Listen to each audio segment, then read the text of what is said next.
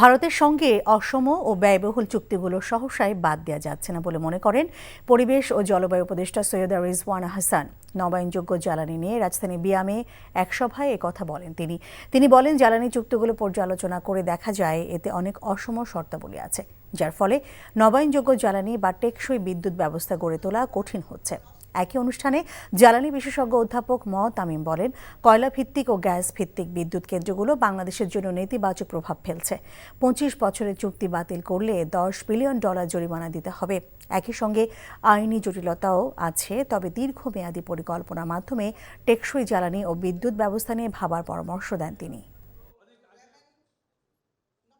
বিভিন্ন fossil fuel reliant প্রজেক্টগুলোতে যে ধরনের অসম চুক্তি হয়েছে, যে অস্বাভাবিক ব্যয় আমাদেরকে বহন করতে হচ্ছে জনগণের কাছ থেকে টাকা নিয়ে, এই ড্যামেজ কন্ট্রোল করতেই আসলে আমাদের অনেকটা সময় লেগে যাচ্ছে।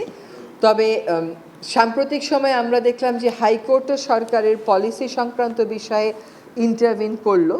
এক একটা প্রকল্প বন্ধ করতে গেলে 8 থেকে 10-12 বিলিয়ন ডলার পেনাল্টি দিতে হবে।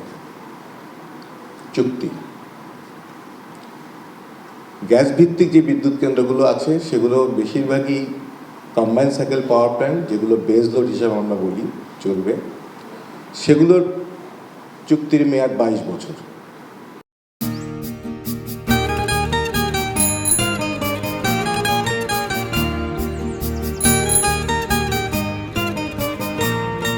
শুনেন, পুরুষ মানুষ তো এভাবে ভয় পেলে চলে না, বুকে সাহস রাখতে হয়।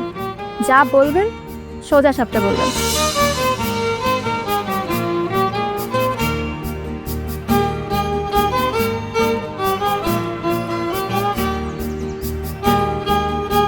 তো এই শীতে যে শীতের কাপড় ছাড়া আসছো, এটা কি ঠিক আছে?